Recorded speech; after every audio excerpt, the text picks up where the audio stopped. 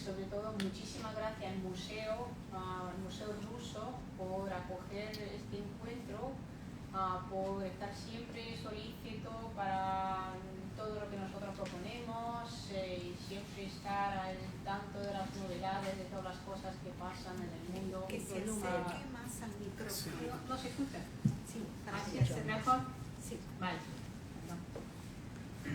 Pues lo que decía, muchísimas gracias al Museo Ruso por acogernos aquí hoy y por estar siempre presto para todas las propuestas que nosotros hacemos. Me imagino que las fotos ya nos hemos sentado sin pensarlo muy bien.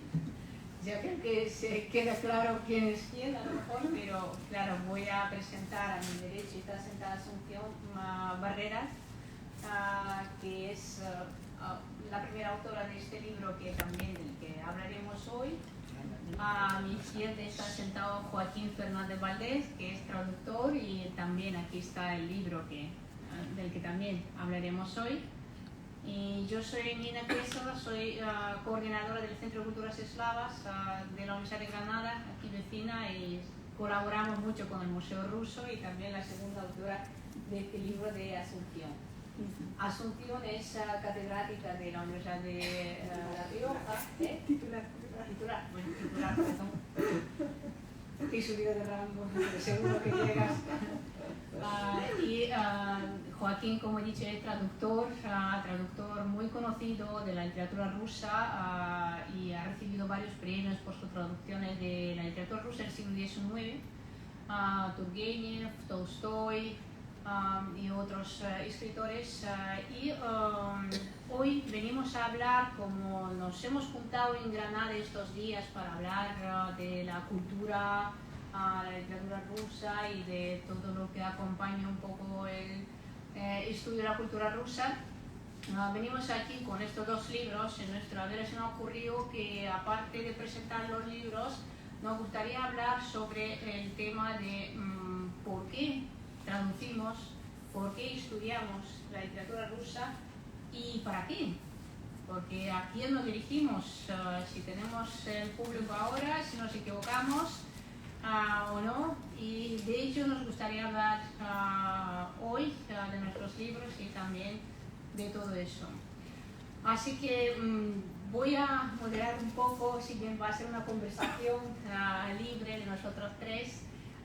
Para empezar, me gustaría proponer una pregunta para los dos, para Joaquín y para Asunción.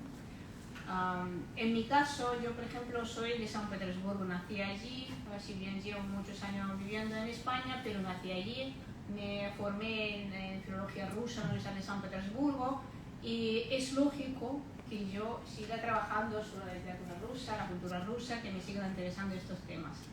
Ahora, ¿qué ocurrió en caso de Joaquín y en caso de Asunción para terminar dedicándose al menos muchos años de su vida al estudio o la traducción de la literatura rusa y de la cultura rusa, ¿no? Joaquín, ¿querrías empezar, por favor? Sí. Bueno, buenas tardes y gracias por venir, y eso, gracias a la invitación tuya a hacer la charla, por organizarla, al Museo Ruso por invitarnos a estar aquí.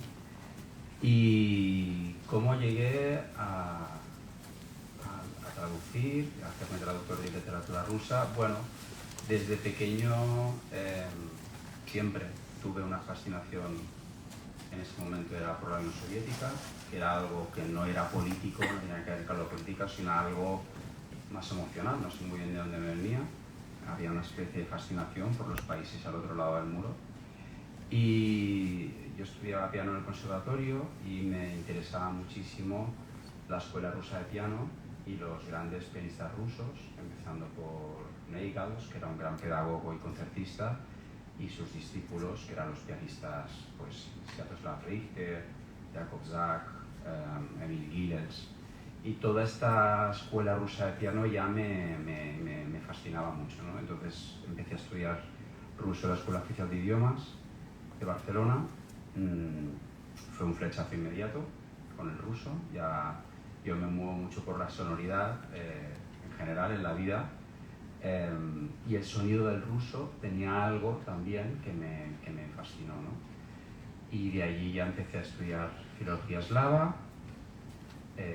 Tuve unos profesores que me marcaron mucho, que eran niños de Rusia, que se llamaba, que eran los niños que nacieron en la Unión Soviética, o sea, españoles, pero que a raíz de la guerra civil se marcharon. Ellos nacieron ya en la Unión Soviética, que eran Ricard San Vicente y Elena Vidal. Tuve también alguna profesora que eran, dos profesoras que eran supervivientes del asedio de Leningrado, la Plakanitsi, y que también me marcaron mucho porque fueron también ellas las que me introdujeron a la literatura rusa y la contaban desde una experiencia muy cercana, de una manera muy dolorosa y con mucho sentimiento, ¿no? Y nada, y a partir de allí eso, después estuve estudiando en la Universidad Lomonosov de Moscú y qué más. Y después ya se había cruzado antes, Tolstoy en mi camino, pero empecé a frecuentar, a asistir a un seminario de traductores que se organizaba cada año en Yasnaya Poliana, que es la hacienda en la que nació Tolstoy, vivió casi toda su vida y donde está enterrado. Entonces era un encuentro que se celebraba allí en su casa, en esta hermosa finca, es fantástica, si no habéis ido recomiendo mucho que la conozcáis, formada por varias casas, donde hay estanques, hay bosques, hay prados, es un sitio muy bonito, que tú conoces muy bien. Era un seminario de traductores que organizaba la gran traductora Selman Fira, que también es traductora de Tolstoy, de la obra de Tolstoy y de autores del griego moderno. Y bueno, estuve yendo durante 8 veranos a ese encuentro tan bonito entre traductores, en el que nos pasábamos 4 o 5 días discutiendo obras de literatura rusa y sobre todo obras de Tolstoy. Visitábamos la casa, visitábamos la tumba, era como unos encuentros muy especiales. Y al final surgió la oportunidad o la propuesta de la editorial Alba de traducir Guerra y Paz. Y nada, le dediqué 4 años a esa traducción, salió hace unos años. Y aquí estamos. Es un poco un resumen muy rápido de mi camino hasta hacerme traductor y traducir a Tolstoy. Pues yo me he leído este libro y me ha encantado, porque parece que es una conversación con un amigo que llevas leyendo y es muy tierno, llega mucho este libro muy fácilmente, así que desde luego lo recomiendo y más que nada la labor que ha perpetrado Joaquín, 4 años de Guerra y Paz, Tolstoy tardó 6 años en escribirla. Y ahora 4 años traduciendo, pues imaginaos todos los días de vuestra vida, vivir con un libro, con un autor, eso tiene que ser ya una relación simbiótica, sí, ¿no? Más que... sobrepasa totalmente los niveles de la traducción, se convierte en algo ya muy vivencial, ¿no? Claro, sí, claro, sí. me imagino. Y además que este héroe todavía sigue traduciendo a Tolstoy porque acaba de salir otra traducción tuya de La muerte de Iván Ilich. Sí, hace 2 semanas con Alba Editorial también salió en traducción. Y me imagino que saldrán... Sí, saldrán, irán saliendo, sí. Muy bien. Pues, Asun, y tu caso es totalmente diferente, Sí, porque viene de filología inglesa, ¿no? Y pues lo digo porque hace muchos años, porque llevo muchos años escribiendo este libro, Asun me ofreció este proyecto que ya empezó y la idea fue suya, de explorar esta relación de Vladimir Nabokov con la literatura rusa. Y así empezó este proyecto, pero la idea fue completamente suya. Y de ahí viene mi pregunta, ¿cómo has llegado tú a este tema, a este proyecto y por qué? Bueno, pues yo estudié filología inglesa y una de mis profesoras de crítica literaria pues nos hizo, ¿no? Leer El ojo y Pálido fuego, ¿no? De Nabokov. Luego, pues más adelante me interesó mucho más Vladimir Nabokov y estudié Lolita y Desesperación en la tesina, cuando ya acabábamos la carrera, y cuando me planteé hacer mi tesis doctoral, pues dije, bueno, tiene que ser Vladimir Nabokov, ¿no? Y exploré un campo que para entonces no estaba muy explorado, que era el de sus relatos. La mayor parte de sus relatos estaban traducidos al inglés, algunos, bueno, o bien directamente por él mismo o traducidos pues, con distintos colaboradores, especialmente con su hijo Dimitri, y otros tantos que ya había escrito directamente en inglés. Claro, yo con mi tesis, pues dices, bueno, es que para entender realmente la obra de Vladimir Nabokov, pues tienes que entender, tienes que comprender, tienes que familiarizarte con la literatura rusa, ¿no? Y fue así como empecé a leer literatura rusa y, bueno, pues conocí a Nina Kresova y le dije, bueno, mira, tengo este proyecto, ¿qué te parece si hacemos, bueno, pues como una historia de la literatura rusa, que es un poco la estructura, ¿no?, de este libro, es una historia de la literatura rusa en la que bueno, pues, vemos características comunes con la obra de Vladimir Nabokov y bueno, pues no solo es, digamos, la obra literaria, sino también la obra filológica, porque también escribió distintos estudios dedicados a diversos autores rusos. Y bueno, y así surgió. Sí, bueno, claro, este libro lo que ofrece un poco, la idea no era la literatura rusa y Nabokov, sino Nabokov la literatura rusa, así que partimos de la figura del autor ruso-americano. Y lo que pasa es que Nabokov había estudiado filología y fue graduado en filología en las letras eslavas y letras romances. Entonces, claro, de allí era una persona que conocía muy a fondo la literatura rusa. No como un lector cualquiera, sino que como un especialista en la literatura rusa preparado, que se había leído todo y no solo las obras desde el principio hasta el final de la historia de la literatura rusa, sino también a los críticos, los trabajos de los especialistas, así que él tenía una preparación especial filológica y cuando empezamos a trabajar con este proyecto vimos que en todas sus obras aparecía la literatura rusa de una u otra manera en forma de alusiones, de juegos literarios, sí, de todo. Entonces, bueno, pues yo creo que ese libro es interesante porque te muestra una historia de la literatura rusa en un lenguaje accesible y digamos que va de la mano de la obra literaria, de la obra filológica de Vladimir Nabokov. Y bueno, pues también para conocer la obra literaria de Nabokov, pues ver las distintas características literarias, pues el uso del doble, el uso de las memorias y convertirlas en obras artísticas, ¿no? Pues ya viene de autores anteriores, ¿no? Pues de Gogol, La nariz, El doble, de Dostoyevsky, o de Tolstoy, ¿no? Los relatos que tiene de su niñez, adolescencia y juventud, pues también utiliza, ¿no?, esas memorias en Nabokov para transformarlas en obras literarias, ¿no? Y luego también, bueno, pues conjuga, ¿no?, la traducción, ¿no? Porque él tradujo obras literarias, por ejemplo, de Pushkin, Onegin, y de hecho Nabokov decía que si por algo iba a acabar siendo conocido iba a ser por su traducción de Onegin y por su obra literaria, Lolita.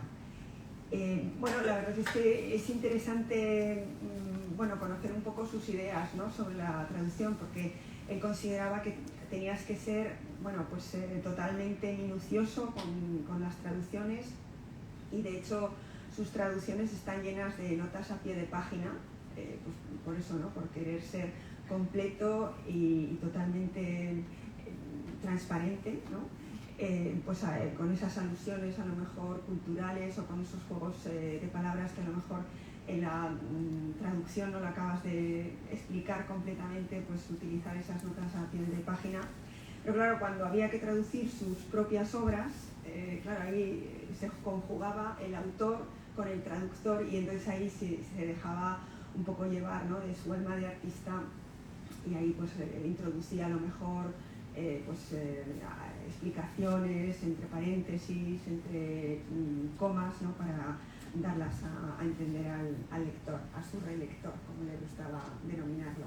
Yeah. Hay una anécdota de Dovlatov que fue una anécdota que sí que circulaba entonces en los círculos, y Dovlatov la cuenta en sus libros. A Nabokov le hubiera gustado ser profesor de Harvard. Él fue profesor de la Universidad de Stanford y de Wellesley Cornell. Sí, entonces él hubiera querido ser profesor de Harvard. Y entonces su nombre ha salido en varias ocasiones, y entonces el que allí cortaba el bacalao era Roman Jakobson. Entonces en el momento de discutir la figura de Nabokov le decían, pero es un gran escritor, un gran autor contemporáneo, y Jakobson dijo, bueno, el elefante es un animal de los más grandes de la naturaleza, no por ello lo ponen director del zoo. Entonces claro, Nabokov era un gran escritor, pero no por ello fuera un buen traductor, creo, porque la traducción de Eugenio Onegin realmente de texto de Pushkin aquí fue un fracaso, porque aquí no se vendía. No es el caso de Joaquín, desde luego, porque ayer hablamos también de eso, que Joaquín también es partidario de acercarse mucho al autor, de respetarlo mucho, también de traducir algunas notas a pie, pero desde luego no como el caso de Nabokov, que no, claro. Eugenio Onegin y el comentario de Nabokov, ¿no? Claro, yo no había pensado en el vínculo pero yo cuando estudiaba a mí me gustaban mucho y sigo consultando mucho el curso de literatura rusa de Nabokov y también otros escritos que tiene sobre traducción, y es muy gracioso porque no sé, es muy gráfico, ¿no?, lo que cuenta. Y dice que a los traductores que intentan embellecer el estilo del autor los enviaría al infierno, ¿no? Entonces supongo que yo me quedé impresionado por ese infierno de Nabokov, y como traductor siempre he procurado ser súper fiel al autor en cuanto a contenido, pero también en cuanto a su estilo, su voz, ¿no? Que cada autor tenga su propio estilo, su propia voz. Y en el caso de Tolstoy, que tiene un estilo bastante complicado de traducir para un traductor, porque no coincide con lo que entendemos por un estilo bonito, que él escribe de una manera muy peculiar, que no coincide con lo que consideramos eso, un estilo armónico, melodioso, como sería Turgenev, por ejemplo, Bunin. La tendencia puede ser intentar mejorar a Tolstoy, pero es que no se le mejora, entonces se le deforma, ¿no? No sé si lo consigo, pero intento siempre mantenerme en esa línea muy de Nabokov, de respetar siempre al máximo al autor. Y sí, pongo notas a pie de página cuando es necesario, sin intentar ser muy pesado con los lectores, pero las que me parecen necesarias para entender el texto y para dejar el texto lo más limpio posible. O sea, que si tengo que hacer alguna aclaración, la hago fuera del texto, no intervengo en el texto, intento no hacerlo, ¿no? Entonces eso no llego al nivel de Nabokov, porque las notas de su Pushkin son... Es muy interesante, yo creo, ver esa traducción a nivel filológico, pero a nivel artístico no lo tiene, porque como él consideraba que era imposible traducir a Pushkin bien, o te cargabas el contenido, la forma, él optó por hacer esta traducción literal con millones de notas, ¿no? Entonces está muy bien eso desde un punto de vista filológico, pero el placer estético te lo quita totalmente. En cambio, cuando lo lees en ruso es una maravilla, ¿no?, de combinación entre forma y contenido. Sí, claro. Y luego también hay que tener en cuenta el tipo de lector que te vas a encontrar. Estoy pensando de nuevo en Nabokov, que cuando a lo mejor pues, se traducía o hacía alguna alusión cuando estaba escribiendo en los años 30, sus lectores pues, tenían un bagaje cultural y lingüístico que era el suyo, pues rusos blancos que se habían asentado en Berlín, y sin embargo ya cuando tradujo pues, en los años 60 en Estados Unidos, su lector era angloparlante, su formación ya no conocía tanto la literatura rusa y tenía a lo mejor que introducir pues más explicaciones porque, claro, ese bagaje cultural no lo compartía con Nabokov y de hecho jugaba entre las palabras de Tolstoy y Dostoyevsky y hacía un juego de palabras con Tolstoyevsky porque era consciente que su lector americano, pues ese bagaje cultural de la literatura rusa, pues no lo tenía como ese primer lector suyo de los años 30 en Berlín, ¿no? Entonces me imagino que también el lector que vaya a leer esa obra, pues hay que tener un poquito en cuenta, ¿no? su cultura, su lengua. Ya veo que somos muy apasionados nuestros autores, podemos hablar mucho, pero vamos a pasar como que un poco a otro tema. Como llevamos ya muchos años trabajando, uno con la literatura rusa como un objeto de estudio, ¿no? Otros como con la traducción, ¿no? En estos años y sobre todo a lo mejor en los últimos años, si habéis notado algún cambio, ¿no? Tanto en las facilidades o complicidad de traducir y de estudiar la literatura rusa, la cultura rusa, y también si ha cambiado de alguna manera vuestro lector, ¿no?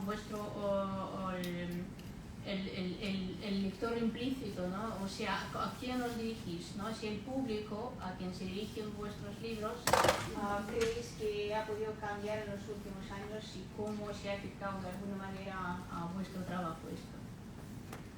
A ver, yo traduzco sobre todo a clásicos, o sea, yo autores del siglo XIX. Al principio de mi carrera como traductor sí que traduje a autores contemporáneos en ese momento. El primero que traduje fue Arkady Babchenko, que era un soldado que había combatido en Chechenia, en las dos guerras de Chechenia, y tiene un libro muy duro, pero muy bueno, que se llama La guerra más cruel, donde relata sus experiencias. Pero después ya rápidamente pasé a lo que a mí me interesaba más. Esto me interesaba, pero yo tenía muchas ganas de traducir autores del XIX. Entonces, en cuanto a los autores del XIX, yo creo que no ha habido ningún cambio, o sea, siempre ha habido interés ya desde el siglo XIX, cuando la literatura rusa llegaba a partir del francés, porque no había gente que supiera traducir del ruso. Todas las traducciones eran indirectas, sobre todo desde el francés. Ya en las charlas que daba Emilia Pardo Bazán en el Ateneo de Madrid, ensalzaba la literatura rusa y los autores rusos. Entonces, desde ese momento yo creo que siempre ha habido, como en toda Europa, un interés muy grande por los autores rusos. Lo sigue habiendo, se siguen... Y además, a partir de que empezaron a salir las facultades de traducción, interpretación y de filología, empezaron a salir toda una hornada de traductores que ya traducían directamente del ruso. Y las traducciones de los clásicos, por ejemplo, se siguen reeditando traducciones antiguas, pero se siguen encargando continuamente retraducciones de los clásicos y se seguirán retraduciendo, ¿no? En cuanto a los autores contemporáneos, el mismo hecho de que, lo que decía ahora, de que cada vez se conozca mejor el ruso, sea por lo que sea, sea por el intercambio cultural, sea por las facultades de filología y de traducción e interpretación, hace que también los traductores aquí, en muchos casos, hayan servido como puente cultural y ellos hayan aproximado, al viajar a Rusia, conocer a los autores rusos, pues acercarlos al público de aquí, proponerlos a las editoriales, y eso poco a poco ha hecho que cada vez se traduzca más a los autores contemporáneos rusos y que se lean más, ¿no?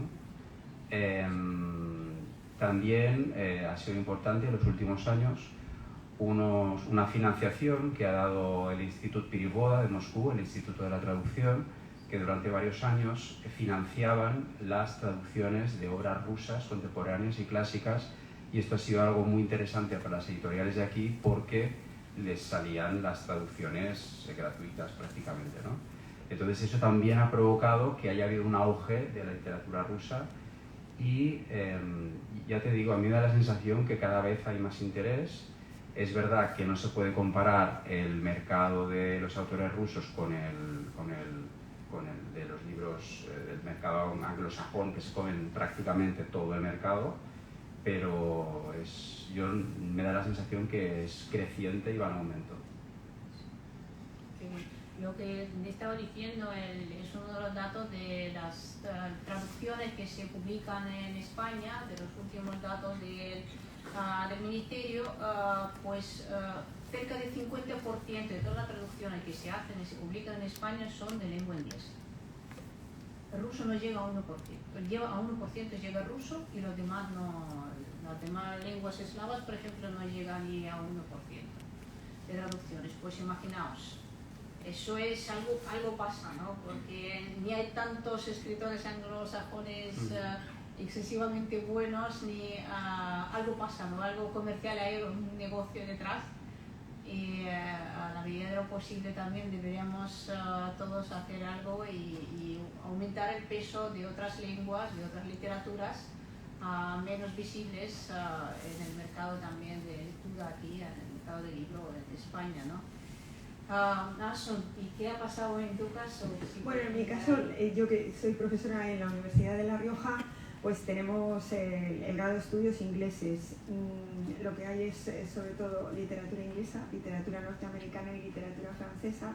Sí que es cierto pues que cuando he podido pues he dado algún curso sobre Vladimir Nabokov y bueno, pues ha habido interés por parte del alumnado en su obra. No solo me he ceñido solo a lo que son las novelas, también relatos, poesía y bueno, la verdad es que eso también pues te abre puertas para conocer más otros autores rusos, pero vamos, básicamente nos ceñíamos en la obra de Vladimir Nabokov. Yeah.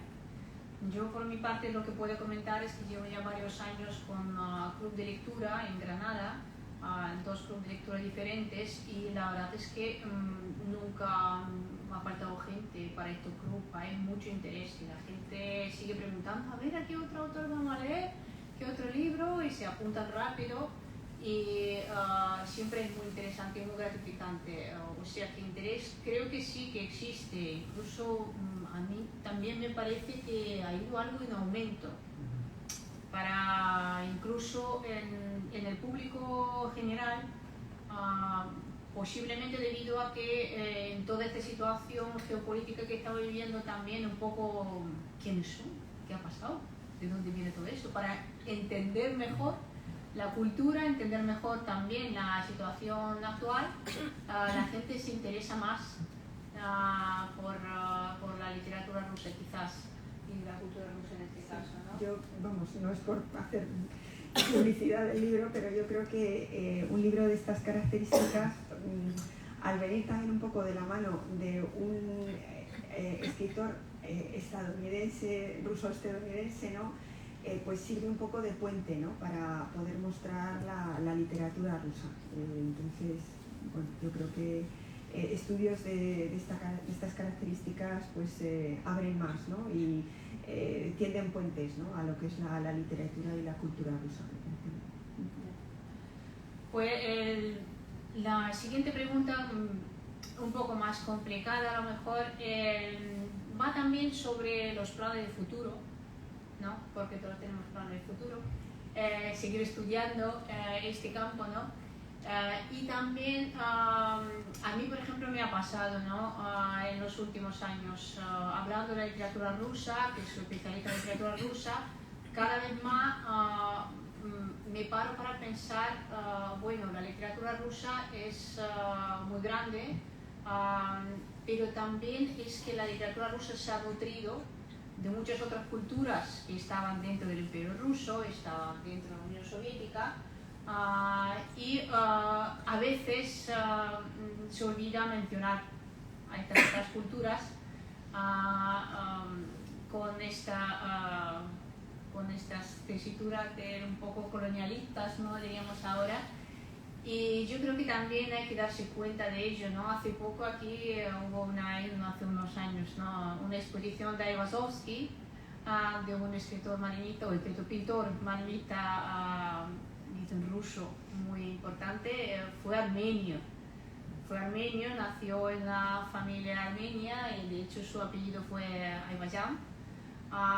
En el Imperio Ruso había una costumbre de rusificar los apellidos. Por ejemplo, mi abuelo, que era georgiano y su apellido era Iordanishvili, siendo oficial del ejército imperial, tenía el apellido Giordano. Y luego ya se reconvirtió otra vez a Iordanishvili. Y le pasó a muchas personas de otras culturas viniendo, y luego que al final el origen se pierde, ¿no? Pero claro, también Gogol no sería Gogol de no haber sido por su infancia ucraniana, en su adolescencia, y porque nació y creció allí, ¿no?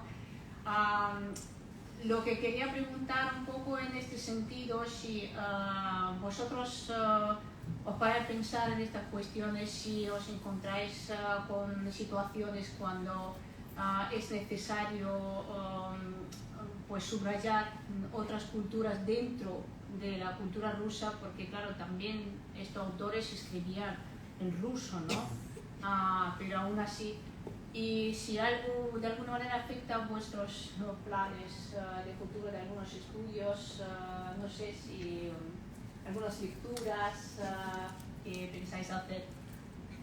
Bueno, yo creo que, bueno, cuando es un gran país a nivel político, a nivel económico, pues es que el peso de la lengua pues es inevitable, y tampoco, bueno, quizá no es que se haga, digamos, para evitar el origen, sino a lo mejor por unificar, para que llegue, digamos, la información de la misma manera a todos. Estoy pensando, yo qué sé, pues todas las lenguas que a lo mejor en Sudamérica se pudieron perder o se han refugiado en pequeñas tribus de Sudamérica, pues por el peso, entre comillas, del español, ¿no?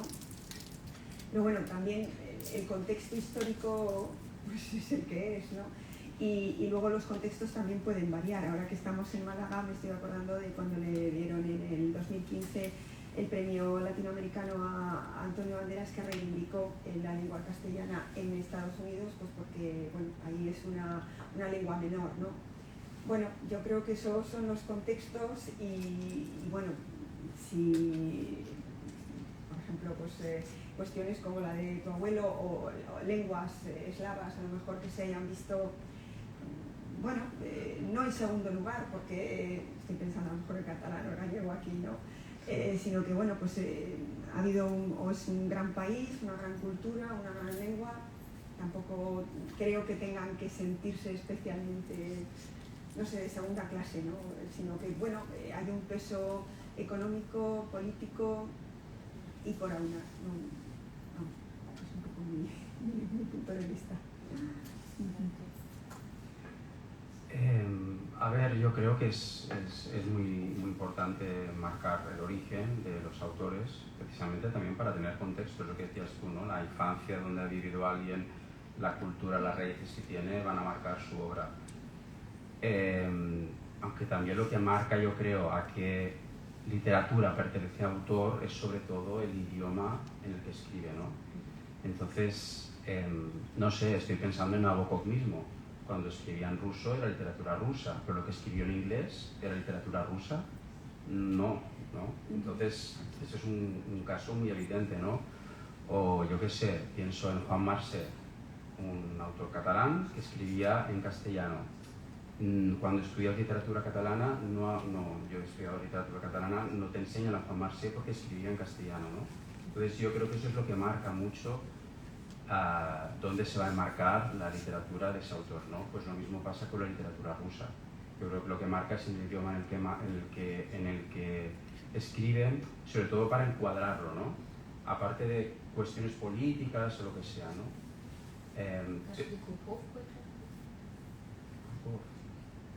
Que un escritor ucraniano se siente ucraniano, sí, completamente, pero siempre escrito en ruso. Ya, es que no lo sé.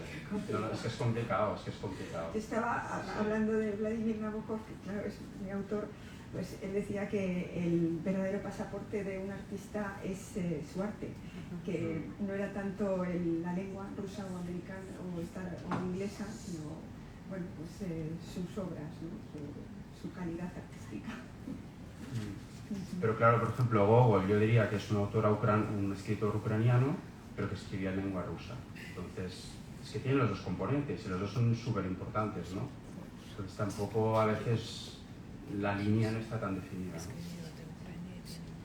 Yo, para mí personalmente es una pregunta abierta, porque de hecho desde hace un año estamos planificando y ahora ya impartiendo curso de introducción a literaturas eslavas. Se puede ver en nuestro canal YouTube, por ejemplo, todas las conferencias, las vamos grabando y sacando allí. Y claro, yo que he descubierto que conozco muy poco este mundo. Si viene a un mundo muy cercano, ¿no? Normalmente, claro, si vives en España, pues los franceses, los portugueses son vecinos, ¿no? Conocen mejor la cultura de estos países, los que están alrededor, quizá, o para nosotros los países eslavos que están al lado, ¿no? Y resulta que son grandes desconocidos también, que hay muchísimos escritores, muchísimos libros que no nos han llegado tampoco. Y entonces, pero no tengo una opinión muy clara. Me parece muy importante no olvidarse, es decir, de dónde viene esta persona, de hablar de su cultura, independientemente de en qué idioma escribiera. Hombre, también hay que pensar en caso de Gogol, que fue, por ejemplo, una elección totalmente consciente, ¿no? Porque su padre escribía en ucraniano. Su padre también escribía teatro y escribía en ucraniano normalmente. Pero claro, Gogol quería triunfar. Desde que él nació, pero ya de bastante joven, él quería llegar a la fama mundial. Es que soñaba con ello. Y con la lengua ucraniana, en el siglo XIX no se podía llegar a la fama mundial, porque no tenía capacidad la obra de un autor que escribiera en este idioma, que era menor, a llegar al público más amplio. Entonces la elección del ruso fue totalmente consciente para conseguir un objetivo, ¿no? Y claro, muchas veces es eso, ¿no? Porque claro, un autor que está escribiendo en una lengua africana tiene posibilidades mínimas para llegar a un público amplio, ¿no? En el mundo, y sin embargo si escribes en inglés, pues muchas más. Tienen mucha competencia también, pero tienen más posibilidades. Así que creo que son cuestiones que a lo mejor alguna ahora quiere comentar algo y preguntarnos algo también. Dejar claro que estos dos libros que estamos presentando, pues si en algún momento queréis comprar, se puede comprar también en la tienda de aquí del museo. Yo, claro, puedo recomendar el libro de Joaquín, que me ha encantado, porque es muy bonito, de verdad. Y nuestro libro, si bien no está bien hablar así de algo que has hecho tú, pero bueno, me parece que es importante decir que no es una historia de literatura rusa que la hayamos inventado nosotras, ¿no? Realmente nos basamos en los estudios de mayor especialista en cada autor o movimiento que describimos en el libro, y es sobre todo la versión rusa de los estudiosos rusos sobre la historia de la literatura rusa, mayoritariamente el Instituto de Literatura Rusa de San Petersburgo, y así que es como que una guía, ¿no? No subjetiva, sino en lo máximo objetiva, hecha por estudiosos importantes, y en este sentido puede aportar algo de objetividad sobre la historia, ¿no? Y además actual, ¿no? De algo bastante actual. Pues yo creo que con esto podemos concluir nuestra charla, y si alguien quiere plantear alguna pregunta o dar algún comentario, decir algún comentario, pues bienvenido. ¿Había un micrófono por ahí? No sé si se están atacando.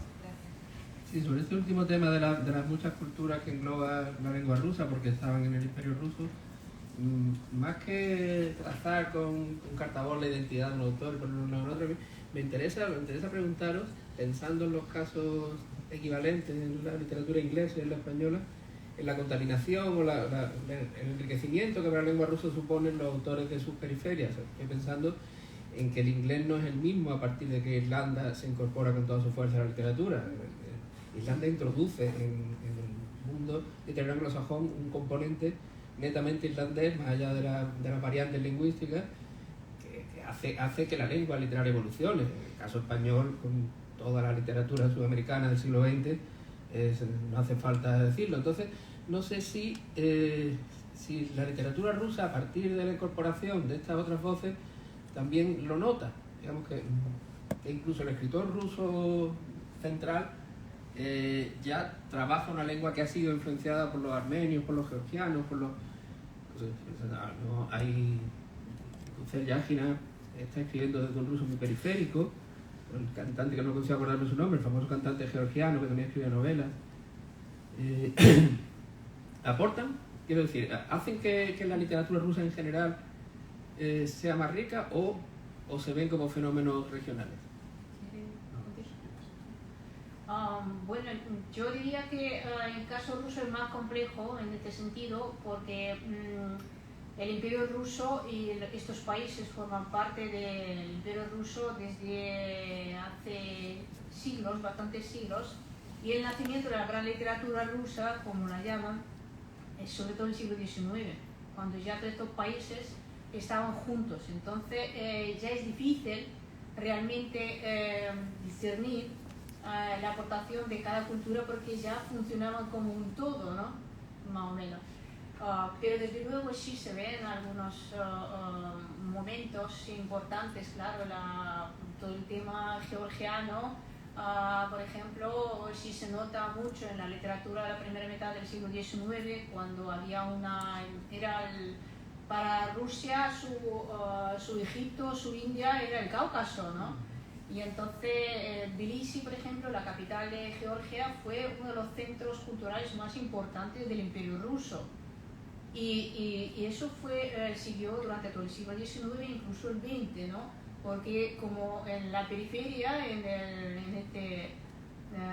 este imperio ruso y soviético, realmente gozó de más libertad muchas veces que el centro. Y entonces allí muchas veces como Tashkent en Uzbekistán o Tbilisi en Georgia, Odessa fue otro centro, ahí se concentraba la vida cultural ruso hablante y se alimentaba de todo lo que ofrecía el ambiente porque se relacionaba con los escritores en estos idiomas, se enriquecían con sus temas y eso se nota mucho en la literatura, ¿no? Claro, por ejemplo, Babel, me imagino que el ruso de Babel será muy distinto del ruso de Moscú. Babel de Odessa, sí. ¿no? Es decir, claro, que está contaminado de yiddish, de una serie de influencias culturales que no son las...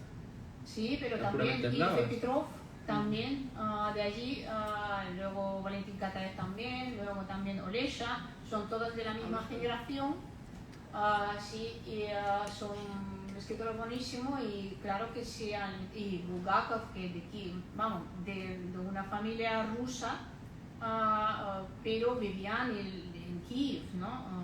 Entonces, claro que también Bulgakov hablaba ucraniano, yendo al colegio también aprendió ucraniano. Entonces, sí, casos son múltiples, desde luego.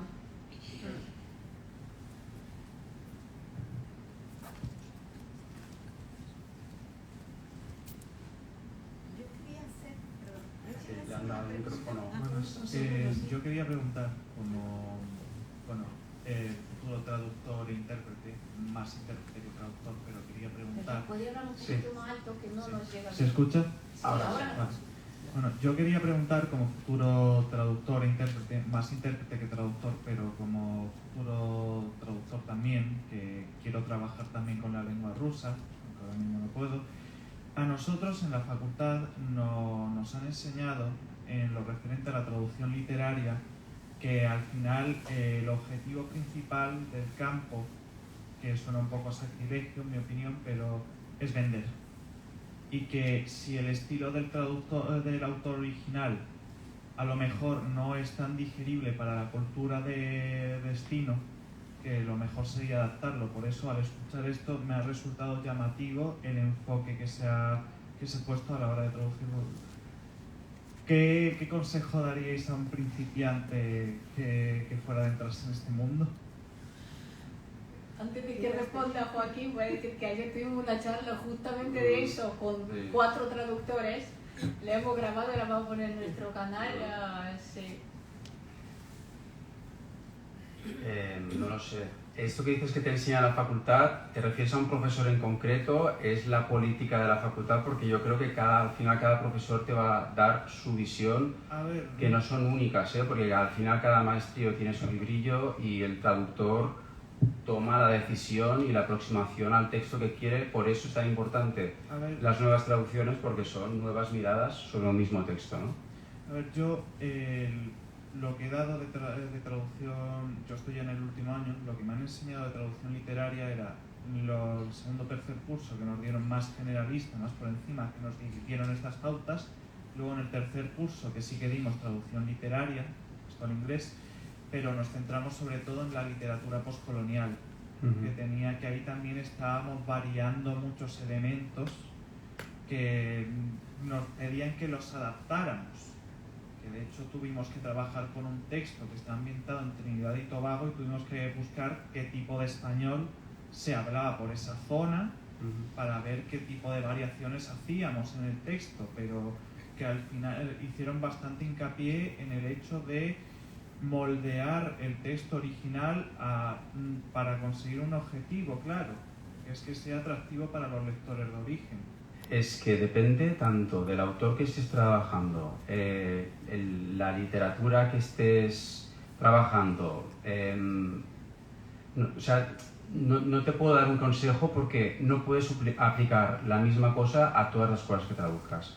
Es el depende eterno de los traductores, ¿no?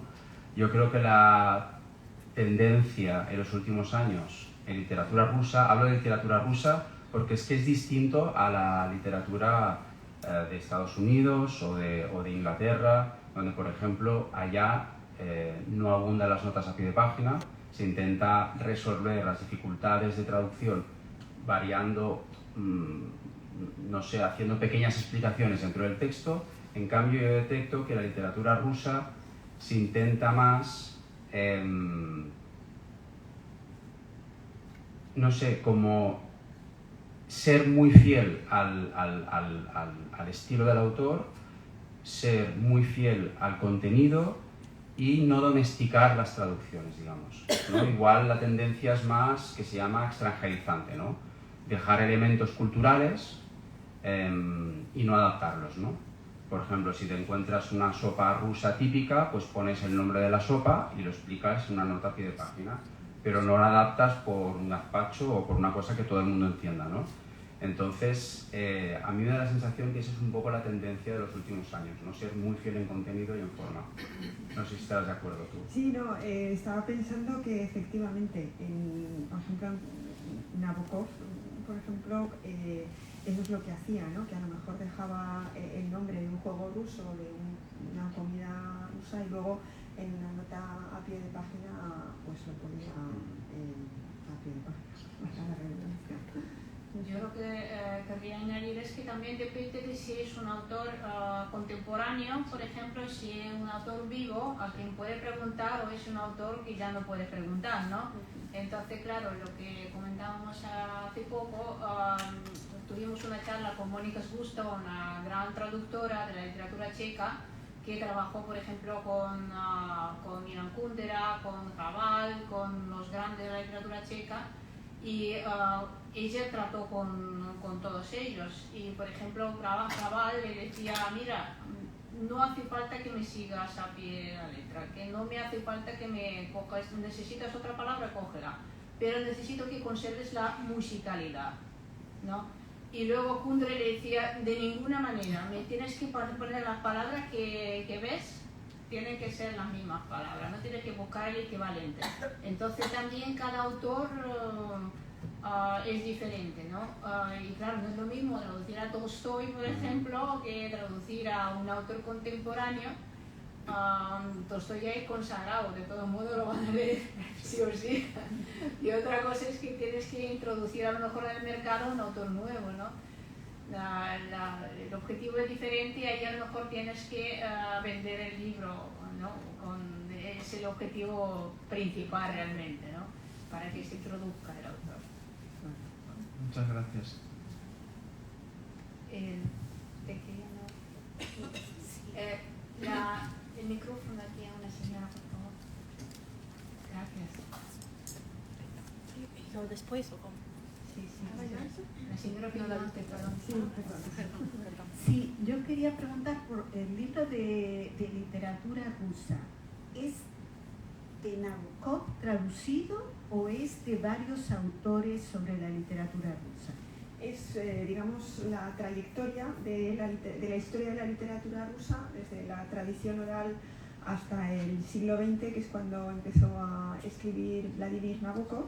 Lo que pasa que vamos viendo cada uno de los autores y de los movimientos, los comentamos pues con la crítica literaria existente en ruso, gracias a Nina, en inglés, y la propia obra filológica de Nabokov, y cuando hay pues características comunes, distintos recursos literarios que también utiliza Nabokov en su obra, las subrayamos, ¿no? Pues, para que se vea también pues las características, los recursos que utiliza Nabokov en su obra literaria, que tienen un precedente en esos autores rusos. Le voy a poner un ejemplo. La autora somos nosotras, los textos, ¿no? Por ejemplo, en Nabokov, ¿no? Lolita. Cuando empieza Lolita, en un momento aparece en la habitación de Charlotte, de su futura mujer, en la pared hay un cuadro que es la sonata de Kreutzer. Es un cuadro existente real, ¿no? Ahora, claro, inmediatamente eso no se remite a Tolstoy, la sonata de Kreutzer. A quien Nabokov le ponía 5 más, o sea, la máxima nota que podía ponerle al escritor.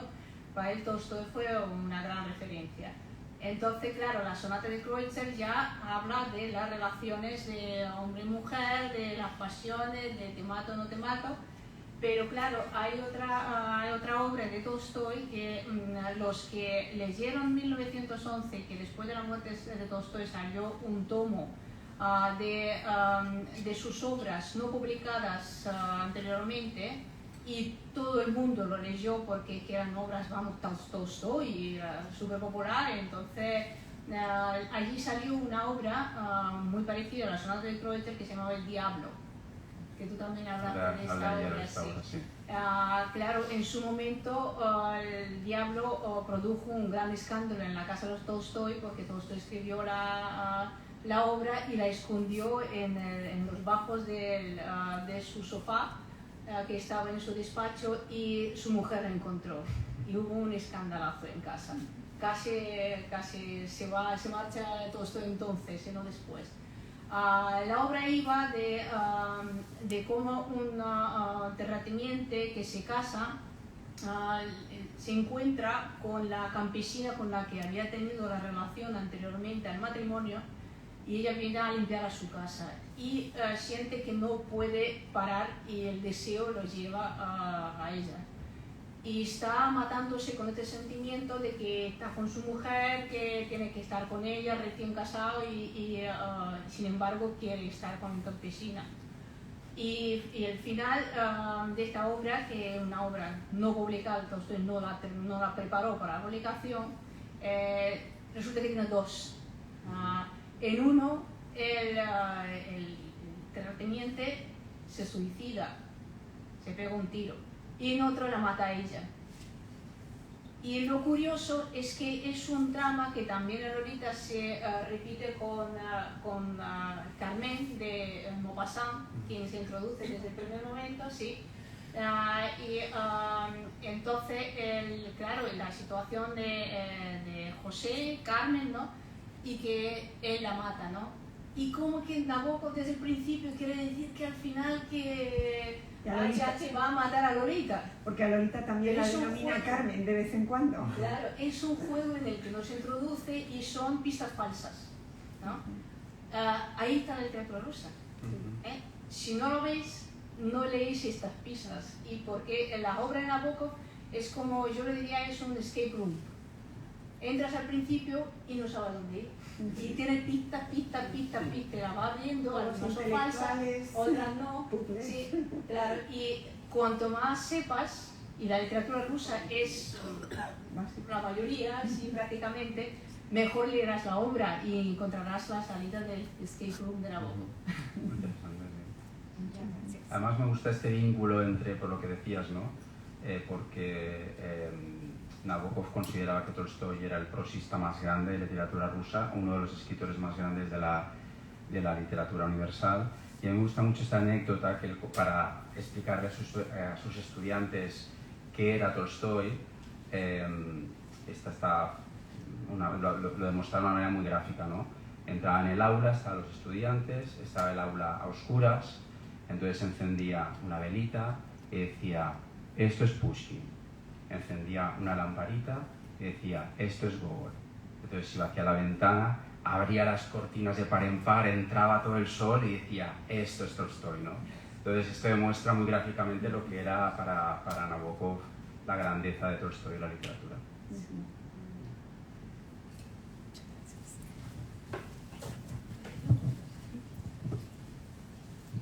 Buenas tardes a todos. Me gustaría agradecer a todos vosotros por esta charla, porque de verdad que creo que en Málaga hace falta eso. Yo me enteraba de este evento por casualidad y casi quiero llorarme que no puedo acudir a charlas de Nina Kresova en Granada. Qué pena que no hay en Málaga algo así. Yo soy filóloga también y hay una expresión de Nabokov que dice que mi cabeza habla inglés, mi corazón habla ruso y mi oído habla francés. Si reconstruimos esta frase, vosotros pueden decirme cada uno lo que habla vuestro corazón, cabeza y oído. Y otra cosa, yo quiero preguntar a Joaquín, o tal vez Nina Kresova sabe respuesta a esta pregunta. ¿Quién ocurría traducir apellido de Pushkin? Hace tiempo, cuando yo estaba niña chiquita, yo me acuerdo, amiga, ¿quién es Garmate? Y me dice, Garmate es Pushkin. Joaquín, ¿hay en España alguien en Cataluña o no sé, quien traduce apellidos españoles? ¿Y cuál es vuestra opinión sobre eso? ¿Por qué ocurría eso? Porque han traducido apellido de gran escritor ruso, yo soy ucraniana, Pushkin. ¿Pero te refieres Gracias. que traducían los apellidos de los personajes en las obras? ¿O de Pushkin? No acabo de entender. Yo cuando estaba estudiando en un colegio ucraniano en Donetsk, Sí. yo me acuerdo que han traducido apellido de Pushkin y han puesto en el libro, si traducimos apellido de Pushkin, en español sueña como cañón, en ucraniano sueña como Garmate, porque hace ya mucho tiempo. ¿Cuál es vuestra opinión? Y si hay alguna ética en eso. Yo no conozco ningún caso de que los apellidos se hayan traducido. Lo que sí se traducía anteriormente en España eran los nombres, ¿no? Entonces los escritores, yo que sé, era Guillermo Shakespeare y cosas así, ¿no? Alejandro Pushkin. León Tolstói se sigue usando, no sé muy bien por qué, pero es de los pocos que seguimos usando todavía la traducción, ¿no? Que se llama Lev Tolstói. Pero en general, aparte de los nombres, los apellidos, yo no conozco ningún caso que se haya traducido. No sé si vosotras. No, yo tampoco. Apellidos, no. Nombres, lo que dices. Sí. Antes quizá más, Antes sí, ahora pero apellidos. Además que suena raro, ¿no? es muy raro, sí. Lo que sí puede ser que lo hayan sacado de algún libro del mismo Nabokov, por ejemplo, que sí que jugaba mucho con los apellidos, a lo mejor sí que traducía pero con plan de juego literario, ¿no? Porque yo tampoco conozco casos de traducción tan flagrante, no conozco ninguno tampoco, es verdad. Eso es documental de mi infancia, de mi colegio. Sí, Existen sí, libros pues, donde está digo en traducido. España. Me gustaría verlos, Sí, no sé, yo no conozco aquí Interesante. ningún Tal caso. vez ya no existen estos libros, pero no sé. Ya, es muy interesante, sí. Gracias. Muchas gracias. En cuanto a las lenguas, Uy, no lo sé. No sé. Empieza tú. Bueno, estaba pensándolo, ¿eh? Yo creo que de sentimiento castellano, ¿no? De hecho, yo cuando tengo 2 hijos me planteé, digo, bueno, para que aprendan inglés bien, les hablo en inglés desde pequeñitos, pero pensé, se pierde algo, porque la lengua es mucho más, ¿no?, que todo eso. Entonces yo creo que mi corazón habla castellano, mi cabeza inglés y quizá me he oído catalán. Tengo familia en Cataluña y todo lo catalán me encanta. Interesante. Sí. Pues para mí también la pregunta es difícil. Yo creo que todo lo tengo bilingüe. Porque voy pasando del español, del castellano al ruso, del ruso al castellano y no sabría definirlo, la verdad, sinceramente. Y el oído, puede que inglés.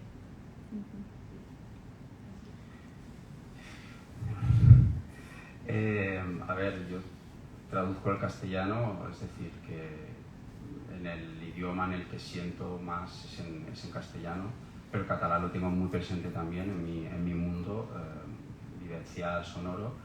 Y el ruso es curioso porque es el idioma que más disfruto leer en voz alta. O sea, no hay nada que disfrute más en voz alta, me gusta leer poesía en voz alta y tal. La rusa, con diferencia, es la que más disfruto, más que la en castellano, en catalán. Tiene una sonoridad que a mí me atrapa muchísimo, ¿no? Entonces, igual de sonido, de oído, sería el ruso. Gracias por la pregunta. Bueno, yo tengo una pregunta de ignorante, porque yo he sido profesora de historia, pero nada.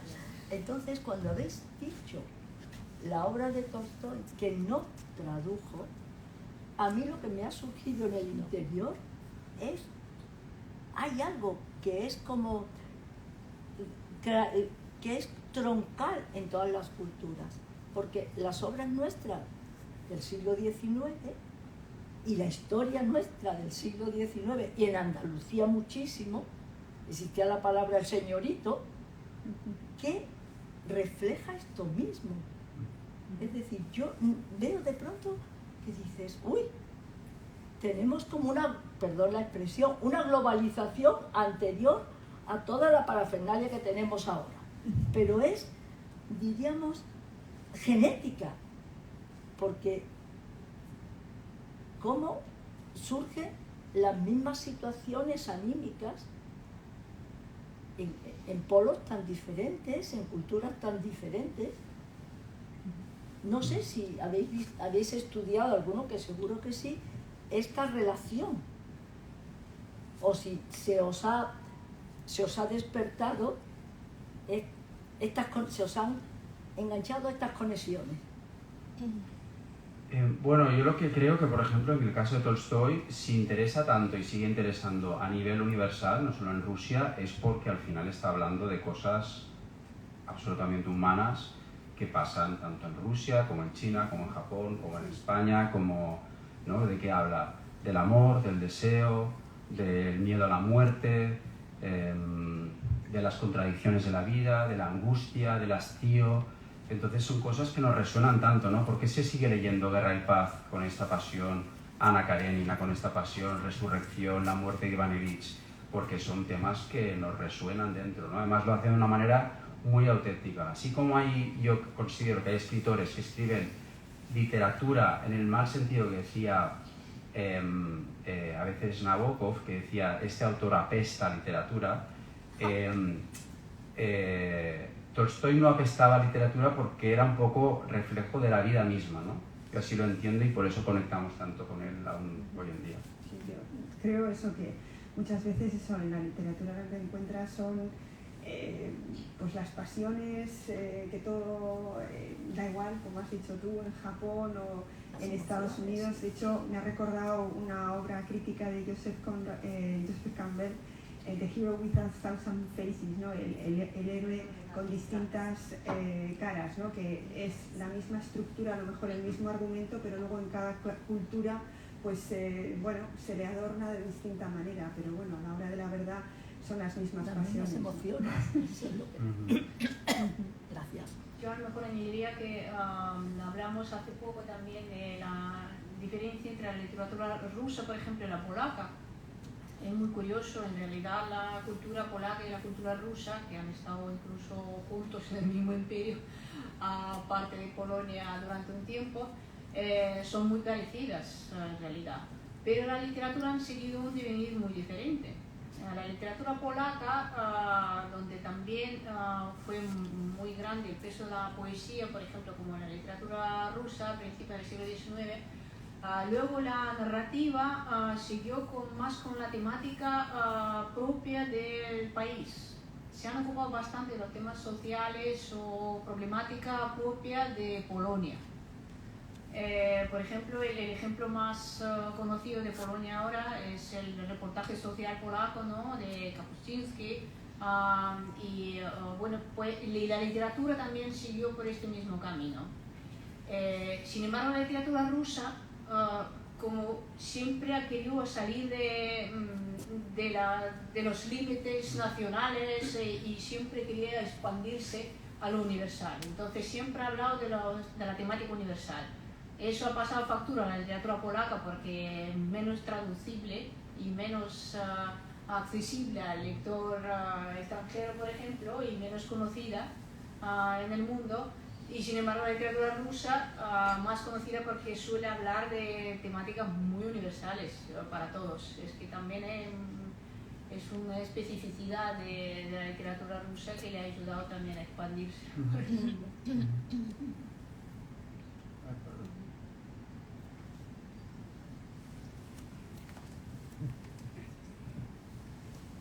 Pues yo tengo una pregunta para Joaquín, ¿vale?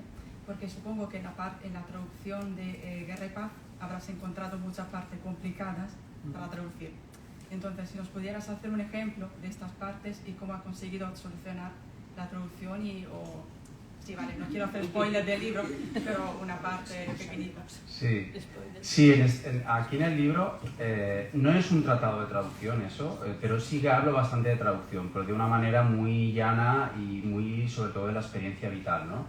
Pero la tercera parte del libro, la primera es un poco más autobiográfica, la segunda es un paseo por Yasna y Apoliana, y la tercera ya hablo más de aspectos que tienen que ver más de traducción, una especie de bitácora del traductor o de diario de traducción de Guerra y Paz, ¿no? Y hablo de algunos aspectos concretos. Entonces, algún ejemplo concreto es que todo es difícil en Guerra y Paz. Primero la extensión, ¿no?, que son 1700 páginas, es algo absolutamente abrumador. Después que son más de 550 personajes. Después que geográficamente está saltando de Austria a Moscú, estás todo el rato viajando, ¿no? Después, a nivel de terminológico, hay mucho vocabulario específico, además del siglo XIX, que tiene que ver con el ámbito de, no sé, los uniformes militares, las partes de la artillería, la formación de los ejércitos, las antiguas medidas rusas, de peso, de distancia. Después, la gran cantidad de hechos históricos que hay, ¿no? Después que no solo hay ruso, como sabéis en Guerra y Paz hay mucho francés y también alemán, pero sobre todo ruso y francés. Después la cantidad de registros lingüísticos que hay, porque está el ruso afrancesado de la nobleza, porque la nobleza en el siglo XIX hablaba en francés, después el ruso un poco más burocrático de los funcionarios, después el un poco más eclesiástico, después el ruso de los soldados, de los campesinos, de los peregrinos, que no tienen nada que ver, es un registro muy distinto. Reflejar esta variedad de registros es muy difícil porque me da la sensación que en ruso hay más tradición de hacer hablar al pueblo y hay más elementos, ¿no? En castellano los tenemos, pero somos un poco más rígidos en esto. Después, yo qué sé, en Guerra y Paz es muy importante el plano metafísico también, hay que tenerlo muy en cuenta. Y después una cosa dificilísima es lo que os decía antes de transmitir el estilo de Tolstói. Esto es algo que le pone la vida muy difícil al traductor. Una de las características de Tolstói es repetir una misma palabra 10 veces en un párrafo. Y yo cuando intento hacer esto, cuando lo hago, el corrector que viene después, el editor, se lleva las manos a la cabeza, se horrorizan y ahí empieza una lucha o una conversación de qué hacemos, ¿no? Entonces una batalla de qué decidimos y tal. Al final quien traduzco la obra y la firmo soy yo, pero me la encarga una editorial, entonces ahí hay todo como unas negociaciones, ¿no?, que hacemos.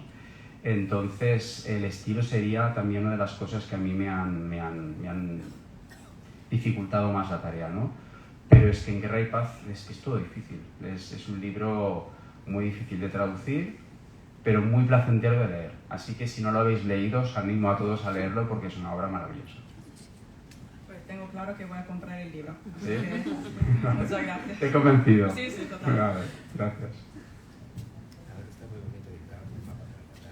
Pues muchas gracias por venir y por pasar esta tarde con nosotros. A vosotros. Hasta la próxima. Gracias a todos.